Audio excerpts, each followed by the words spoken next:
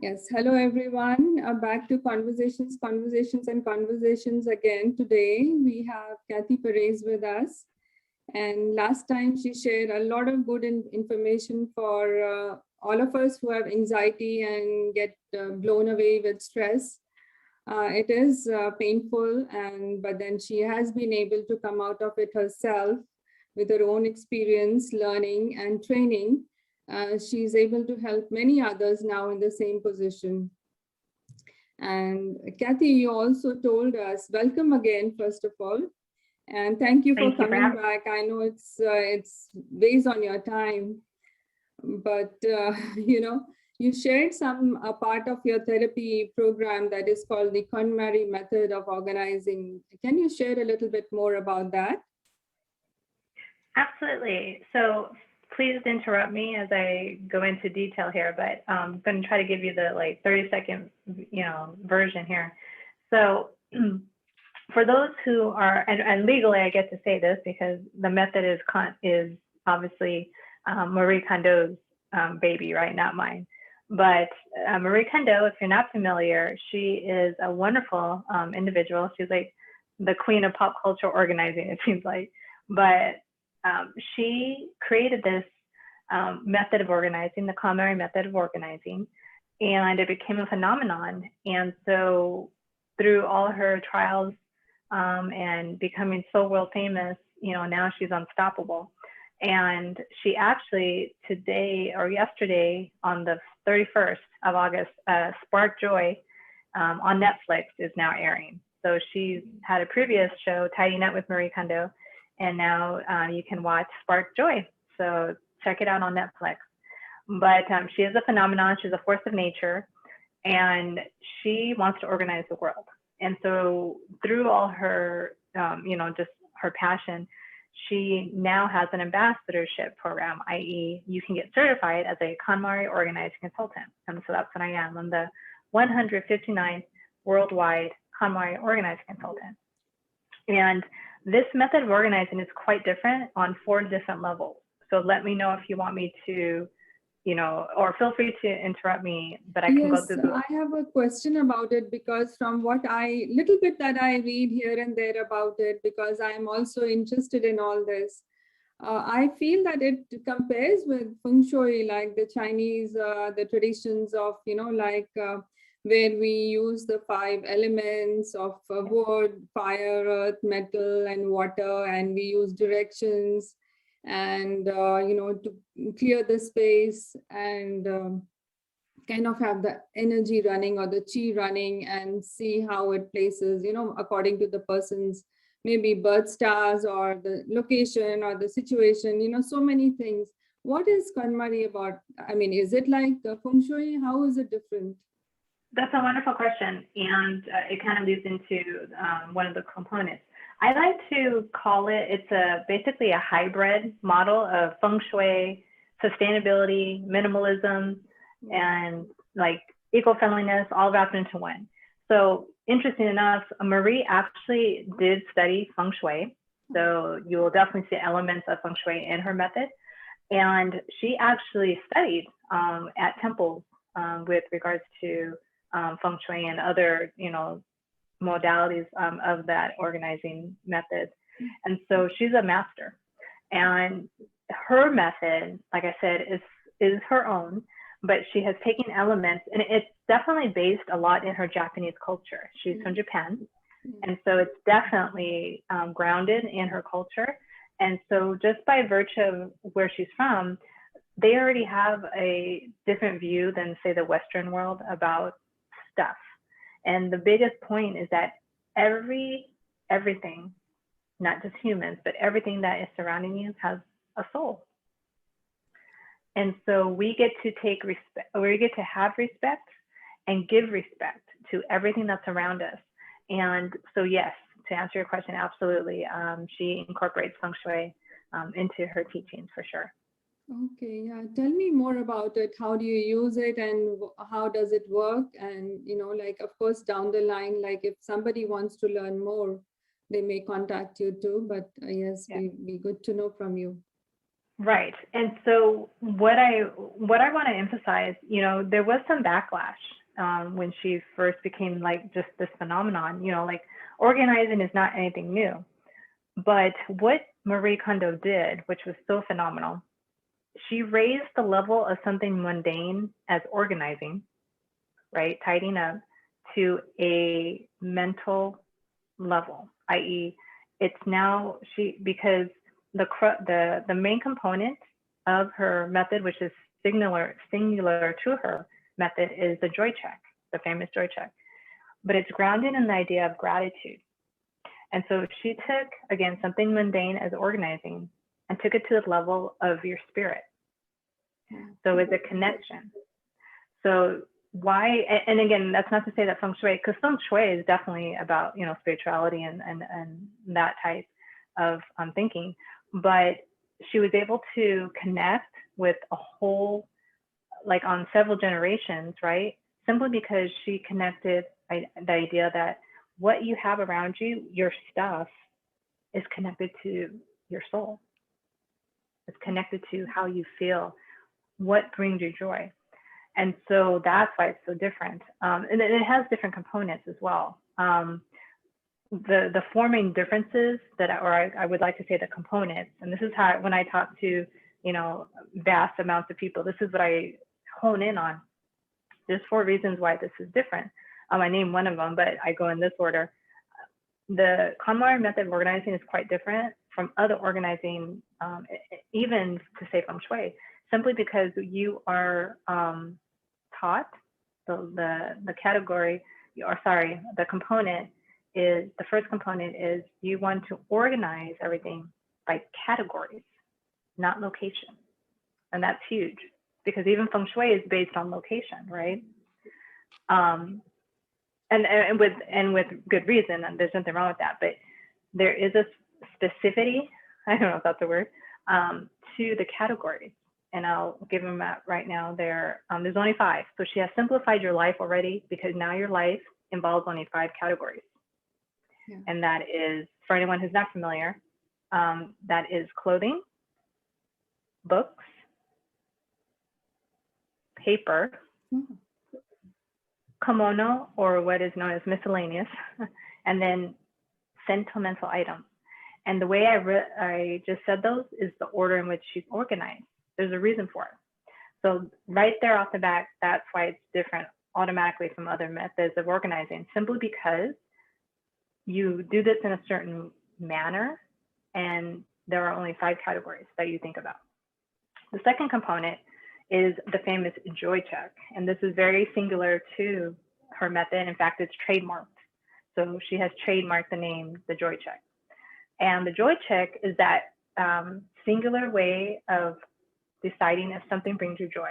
So, my blue light blocking glasses, I'm going to hold them to me when I'm organizing, and I'll say, does this bring me joy? Does it make me happy? And there's a vibration to everything, right? Because just like the Japanese believe, everything has a soul. So we're going to know when we like something, when we feel good about something. And so that gives us joy. So the joy check happens with every single item you own. And so it's phenomenal. And then the third component is that you give everything a home. And this is where I would imagine that now it starts to look a little similar to other organizing methods, right? But everything has a place of honor. And that concept is not what you would call, it's not something that us in the Western world would understand so well. So it's kind of a foreign concept, but everything gets a home. And then the fourth, which is kind of my version of what the KonMari method is, right? My interpretation is, now you live with intention. And that's the key, because now you're going to KonMari everything in your life.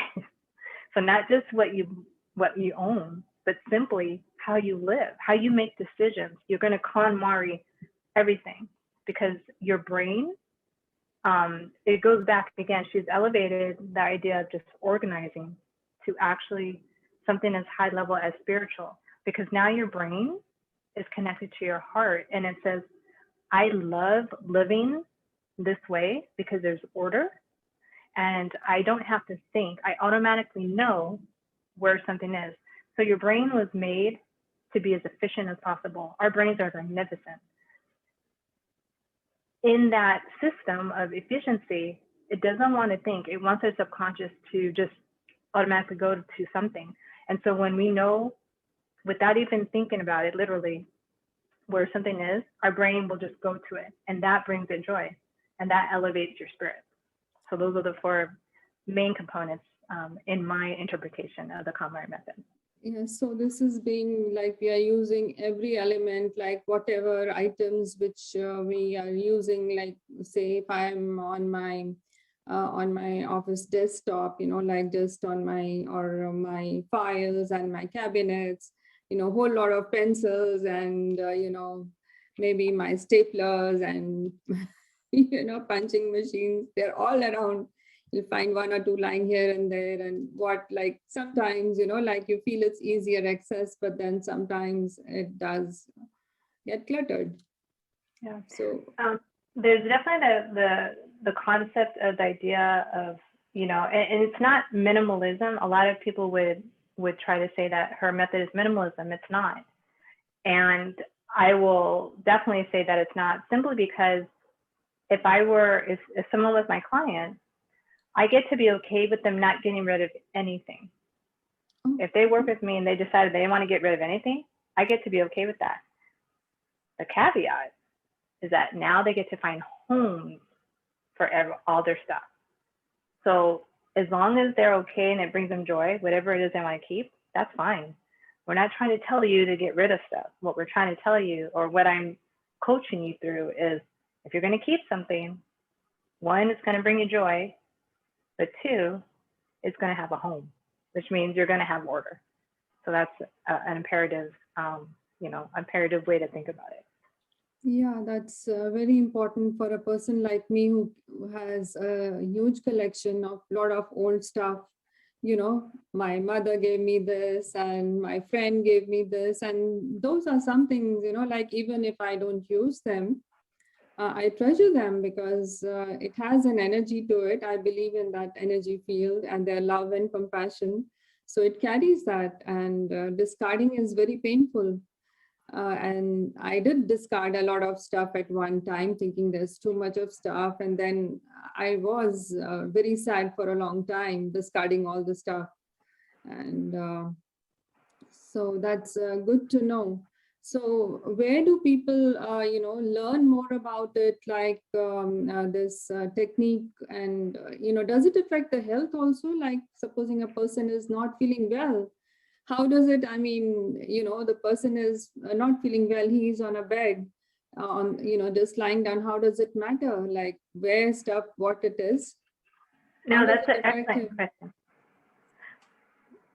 That's an excellent question. And I love that question. And I will back up a little. What I didn't mention with regards to the joy check is the fact that the joy check, and you touched on it, that's why I want to go back, is the joy check is really a gratitude practice.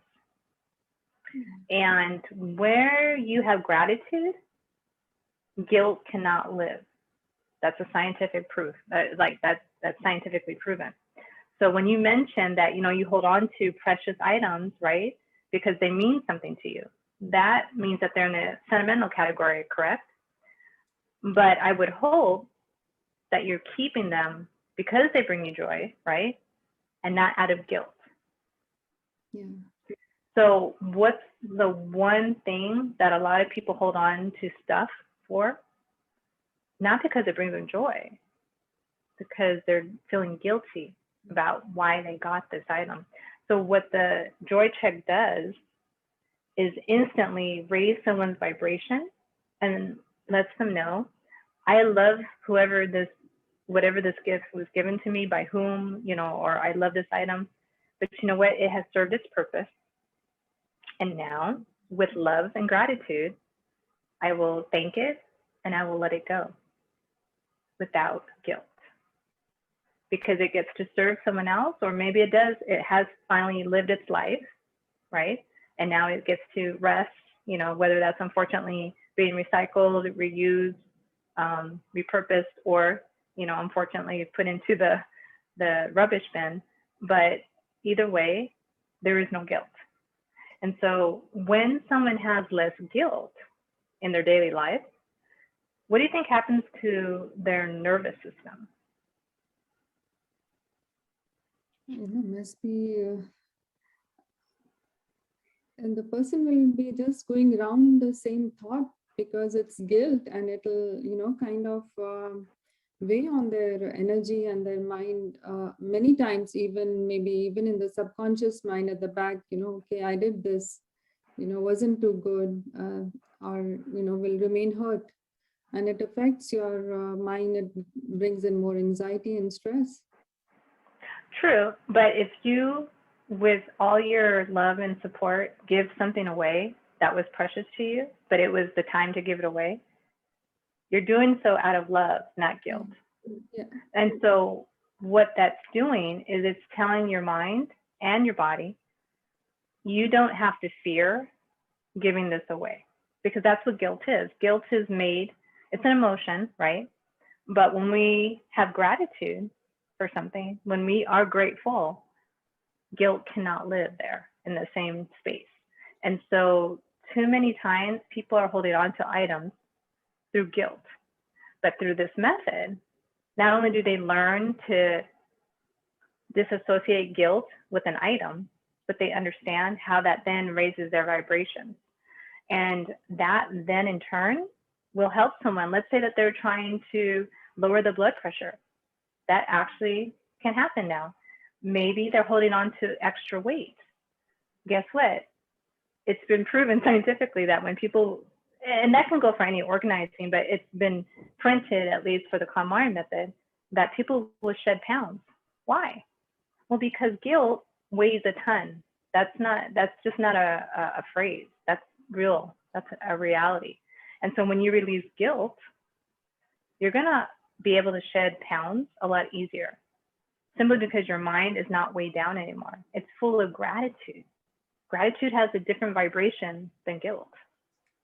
And that is beautiful. The way you put it is very, very nice. Like where there is gratitude, there is no space for guilt. And this is very important because guilt, is one of the biggest, I think, forms that, give space to stress, create stress, anxiety. And we don't even know that we are having it. We just live by, and never acknowledging that fact that it is there. And it's so important.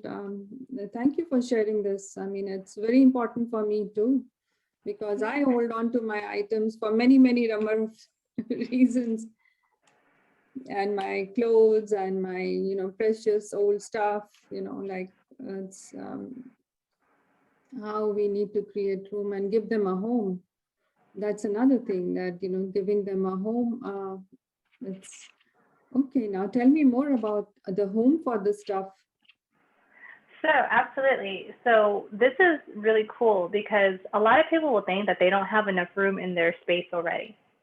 And so a lot of times other organizing, and again, I'm not trying to downplay other organizing methods. I mean, I'm a big fan of feng shui.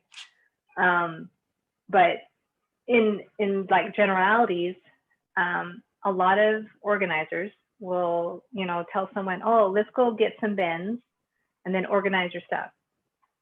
And then people are thinking, well, I don't have room, right? That's what's weighing me down. I don't seem to have enough room for everything. In this method of organizing, the idea is, okay, no matter what you decide to keep, you're going to have room for it. Why? Because everything's going to have a home. And what I love about this method is that Marie Kondo is not about, again, she's all about eco-friendliness and sustainability. So she's not going to go tell you to go buy storage units. No, what you're going to do first is you're going to go through the joy check. You're going to sort through those categories. Yeah, it's quite the task, but it's definitely uplifting. And then when you get to that component of giving everything a home, that's where we as consultants will go in and say, okay, guess what? You just got rid of a lot of stuff. I bet you anything, you don't even need the containers you think you do. So let's go ahead before you buy anything. Let's see what space you have. And 9 times out of 10, people do not need to buy anything. They just need to reorganize, literally where their stuff is.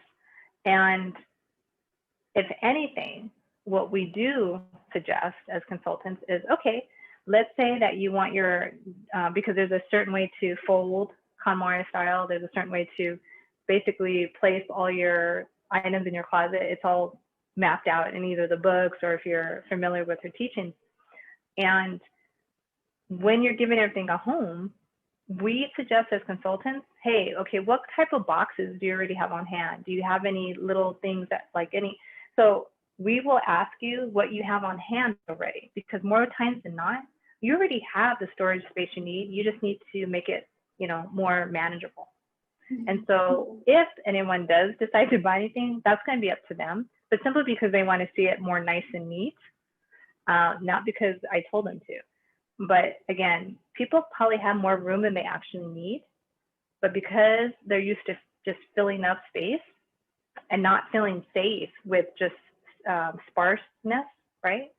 Intentional sparseness. That's when they think, oh, I need to buy these storage units and then find places for everything. No, you're going to find homes for everything, but it doesn't have to be in the way that you're thinking. It can be repurposing items so that other items can fit in them. It can simply be you actually don't even need any more bins because you actually have less and are okay with that. And now the space you have is efficient and more than adequate. So definitely giving everything a home. It's quite, again, it's a different way of thinking for the Western world, only because we don't perceive, or at least I was not taught, that everything has a soul. So what I love is that everything is given honor. And so the perfect example, the one that she gives the most honor to for women, are our brasiers, our bras. And that's so cute. She's like, these deserve the most honor. And so they have a special box if you want to buy that box, but basically she wants you to give them a place of honor in your lingerie drawer. Yeah. It's so awesome. And why? Because it's one of the closest items on us to our heart. And so we want to give everything possible the higher vibration it deserves. And that's really the fun part. But people are really surprised ultimately of how little they actually require when they go through this process. And that's just indicative of the fact that it's not stuff that makes you happy or brings you joy. It's how you feel. And so it's amazing what happens. Again, that intention comes full circle. And this is something that will be part of your lifestyle thereon after. So it's wonderful. Yeah, it also reminds me this concept somehow based on the Buddhist philosophy that's also partly Japanese, Ishufuni, oneness of the space and the environment, like self and the environment, kind of, you create the space based on what you are, and even vice versa. The space also creates, plays a very important role in your own development. So in your own peace of mind. So what about the colors? Like I know that in Feng Shui, like we have colors, elements of colors play a very important role. So do you have any specifications in choices of color in KonMari? There is sort of, and I want to backtrack a little. I said that she was she mentored, or I shouldn't say mentor, but she, I know that she studied in temples. I think it's Buddhist temples. She also did study Feng Shui though. So I'm not certain, but I know that she at least was in that type of environment. Again, she's very much, she is so well-rounded, right? And so just wanted to bring that up. But the colors. So interesting enough, there is what you would call a rolling theme when it comes to color, but it's more of the fact that she wants you to feel the higher vibrations that color schemes give you. And so, for example, this is so funny. I told you that there's a definite, specific way to fold, right? As well as keep your closet. All the contents in your closet, there's very specific ways to put everything. When it comes to color, she wants you to think of a rainbow. And she wants you to, and I'm gonna have to mirror, I think, the left side of your closet where your clothes start, they should all be the longest and the darkest. And that scheme should run all the way to the other side of the closet. And the idea is that if you think of a graph should be going up and right. I hope I'm doing that right, Tamara. You. So up and right. That means it's, in most cases, hopefully it's a good, good sign. Same thing will happen to your vibration when you see your clothes running from longest and then creating this graph that goes up. We have this little sign in KonMari world. This means the going up, so the leveling up. And that goes for the colors. So you're creating a rainbow with the clothes. So you go from darkest all the way to lightest, and it's creating a rainbow. And what that's doing, it's creating more joy, and it's creating higher vibrations. Same goes for the way you fold and put items in your drawers. You always have the darkest items in the back and then the lightest in the front. And that brings joy. I mean, you might think that I'm crazy, but when you see it every day and you see everything so just well balanced, it brings you joy. It's hilarious. But my vibration is totally different simply because of how I decide, because I choose to situate my items in that way. So my vibration is always up, up, up. That's the idea. Yeah. Thank you so much for sharing about all this. It's a very new concept.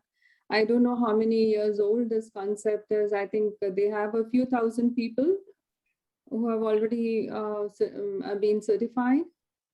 We have less than 1,000 right now, but that's growing. It will grow. Okay. So right now Really? there's only, there's probably less than, I know there's less than 800 right now certified KonMari consultants.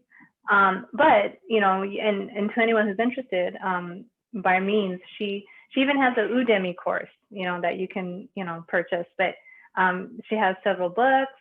Obviously, she has her 2 Netflix shows.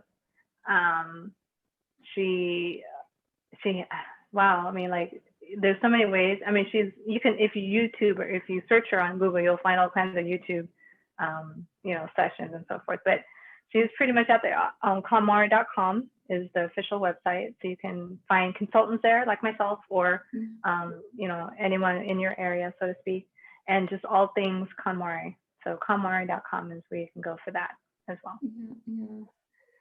Thank you so much, Cathy. It was really good to know about all this. I think many of us will not be aware. I just happened to know about it because I was searching for something to do with feng shui at one time, and this thing showed up. And that's the time I read. And when you told me about it, I said, I need to know more. I will contact you again, and I will share this information too. Yeah. Right. And then those of us who are consultants, basically, we just help the people who want to learn better, right? Who want that extra care given so that they know that they're in the right process or that they're getting through it. So this is how I help women have a healthy relationship with anxiety and stress. And that's one way. It's one component of it. Yes. Makes a lot more sense than it did to me. I was a bit concerned. I was wondering that how does it connect and how does it, kind of, a person is not well and then, what does it matter to him? It doesn't matter. Whereas what, looking at my own attitude, but then, yes, I'm on the alert now. Yeah. Awesome. Thank you so much, Cathy. Thank you so much for sharing so much of valuable information. For me, it is very valuable, and I'm sure anybody who will watch this down the line, they will find a lot of meaning and worth in it. It's very, very important. Thank you.